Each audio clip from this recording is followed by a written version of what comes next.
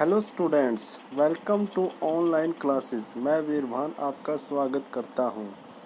आज हम पढ़ेंगे क्लास 10th का ज्योग्राफी का lesson first, resources and development, यानी कि संसाधन और विकास।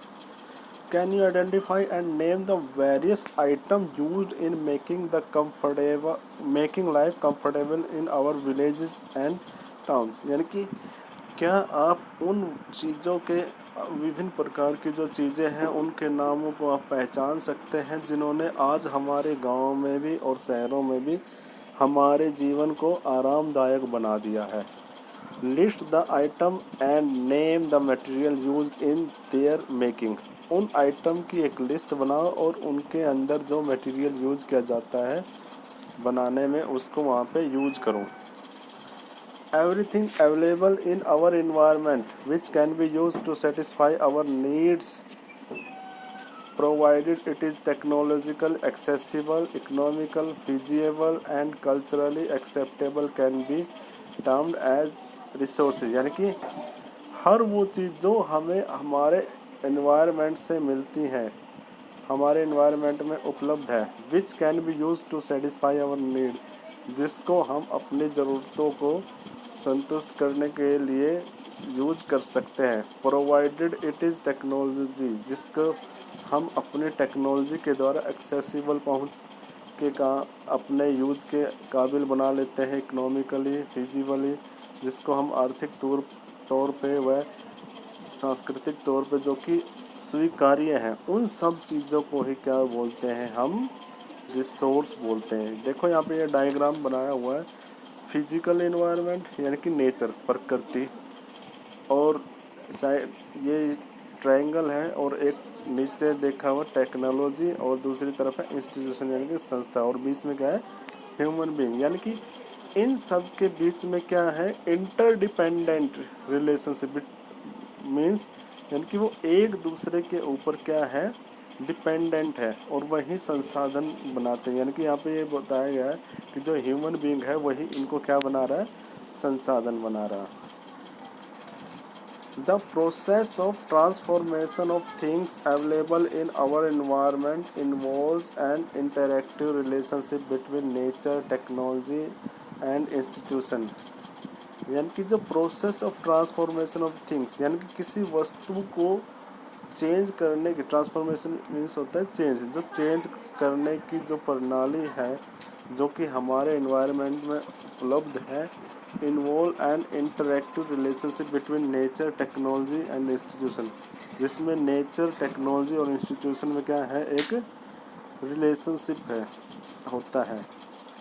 Human being interact with nature, यानी कि जो मानव है वो नेचर से यानी कि संबंध बनाता है थ्रू टेक्नोलॉजी, या तो वो टेक्नोलॉजी के द्वारा, एंड क्रिएट इंस्टीट्यूशन, और वो एक संस्था बनाता है, and to accelerate their economic development, जिससे कि वो अपने आर्थिक विकास को क्या करता है, वो एक्सेलरेट यानी कि बढ़ाता है। यानी कि यहाँ पे ये है कि ह्यूमन बीइंग नेचर से अपनी टेक्नोलॉजी के थ्रू ही इंस्टीट्यूशन बनाता है और उन्हीं की हेल्प से वो क्या करता है, आर्थिक विकास करता है। Do you think that resources are free gift of nature as is assumed by many? क्या आप भी यही मानते हैं कि जो रिसोर्सेज यानी कि संसाधन है वो प्रकृति के हमें मुफ्त में मिले हुए क्या है, पुरस्कार है, जैसा कि बहुत सारे मानते हैं? दे आर नोट, एक्चुअली में वो फ्री में मिले हुए पुरस्कार नहीं है। Resources are a function of human activities. Resource जो संसाधन है वो क्या है, मानव गतिविधियों का क्या है, फंक्शन है, यानी कि क्या है, कार्य है। Human beings themselves are essential components of resources. Human being खुद ही अपने आप में क्या है, एक बहुत ही आवश्यक क्या है, संसाधन का कंपोनेंट्स है। They transform material available in our environment, वो हमारे एनवायरनमेंट में जो भी मटेरियल है उसको क्या करते हैं, ट्रांसफॉर्म करते हैं इनटू रिसोर्स, और बदल के क्या बनाते हैं, इसको संसाधन बनाते हैं, एंड यूज देम, और फिर उनको हम क्या करते हैं, यूज करते हैं। एक्चुअली में रिसोर्सेज वो सारी चीज़ें हैं जो ह्यूमन बीइंग यूज करके उनको अपनी हेल्प के लिए यूज करता है, उसे ही हम बोलते हैं resource. These resources can be classified in as following, और इन रिसोर्सेज को हम क्लासीफाई कर सकते हैं विभिन्न प्रकार से। जैसे फर्स्ट है on the basis of origin, यानी कि ओरिजिन के बेसिस पे भी हम इसको क्या कर सकते हैं, क्लासीफाई कर सकते हैं। बायोटिक एंड एबायोटिक, उसको हम बोल सकते हैं बायोटिक या abiotic.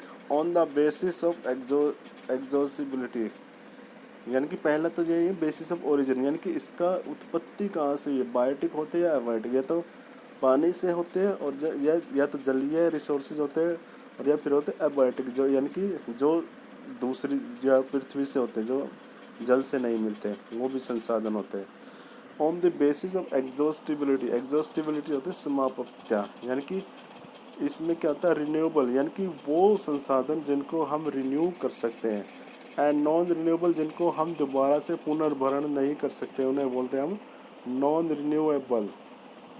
C on the basis of ownership, यानी कि ओनरशिप का मतलब होता है मालिकाना हक के आधार पे।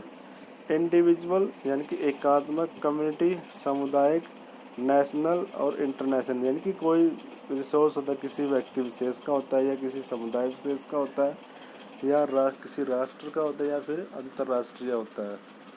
On the basis of status of development, यानी कि डेवलपमेंट के स्टेटस के आधार पे भी हम इनको क्या करते हैं, बांटते हैं। जैसे पोटेंशियल डेवलपमेंट स्टॉक, यानी कि पोटेंशियल यानी कि जिसके अंदर इतनी संभावना है, डेवलपमेंट स्टॉक यानी कि जो हमारे पास स्टॉक में है उसको डेवलपमेंट किया जा सकता है। रिजर्व यानी कि जो आरक्षित है।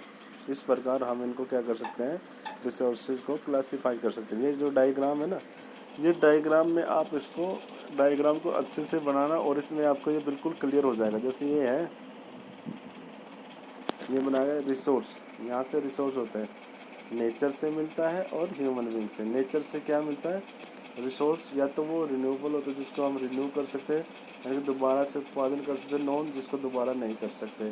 फिर रिन्यूएबल क्या उनसे होते हैं जो कॉन्टीन्यूस, जो हमेशा रहते हैं, जैसे continuous flow of wind and water, जैसे वाटर है ये रिन्यूएबल है। बायोलॉजिकली जैसे नेचुरल वेजिटेशन, पेड़ पौधे, वाइल्ड लाइफ, जंगली जो जीव जंतु हैं।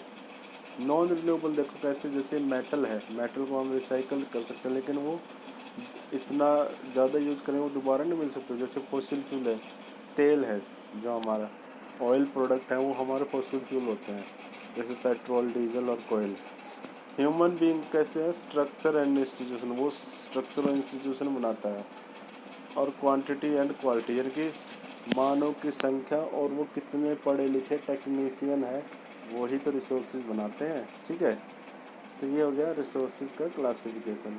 ओके स्टूडेंट्स, तो एक्टिविटी आपने क्या करनी है यहाँ पे, at least 2 resource from each category, इसमें से आपने क्या करना, हर कैटेगरी में से कोई 2 रिसोर्सेज आपने लेने हैं।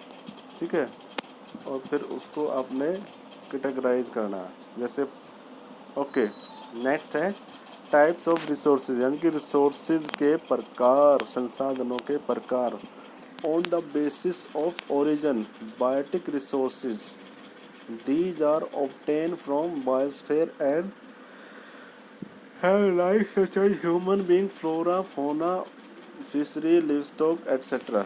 ये वो है बायोटिक रिसोर्सेज, वो होते हैं जो हमें बायोस्फीयर से यानी कि जीव मंडल से हमें जो संसाधन मिलते हैं, जैसे कि ह्यूमन बीइंग है, फ्लोरा है यानी कि फॉरेस्ट है, फोना है, एनिमल्स है, फिशरीज है, मछलियाँ वगैरह, लिव स्टॉक है, एनिमल्स होते हैं जो है ना, जैसे हमारे पशु होते हैं, वो ये सारे आते हैं बायोटिक में। Abiotic all those things which R component non living things, ये वो सारी चीज़ें हैं जो कि नॉन लिविंग थिंग है, निर्जीव वस्तुएं हैं, जिन्हें बोलते हैं abiotic. For example rocks, metals यानी कि चट्टाने हैं, और ये जो मेटल्स है यानी कि जो धातुएं हैं, ये क्या है हमारे abiotic. On the basis of exhaustibility, यानी कि समाप्तता के आधार पर।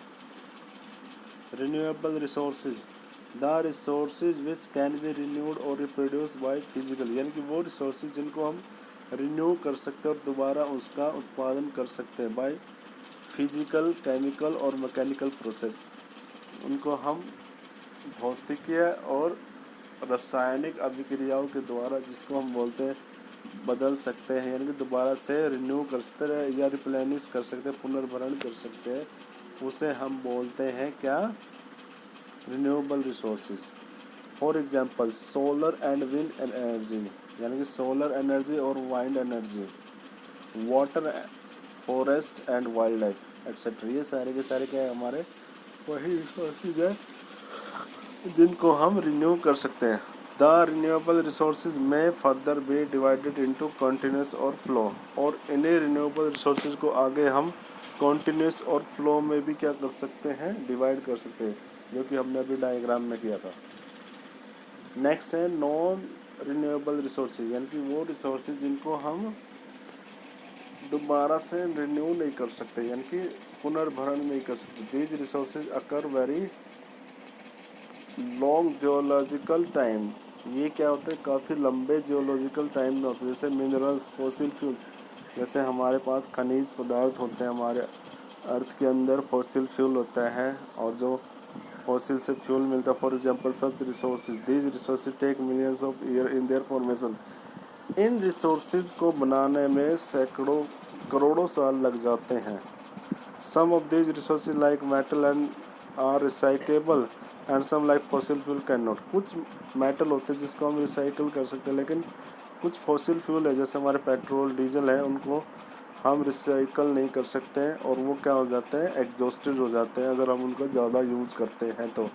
इसलिए ही बोलते हैं कि फॉसिल फ्यूल का क्या करो? बहुत कम उपयोग करो। ओके स्टूडेंट्स, तो आज के लिए आपको इतना ही करना है, और जितना ये लेसन आपको कराया ये आपने रीड करना है और इसको अच्छे से लर्न करना है। कल आगे करेंगे, इससे आगे हम on the basis of ownership, इसको ही कंटिन्यू रखेंगे, रिसोर्सेज की कैटेगरी को। Okay students.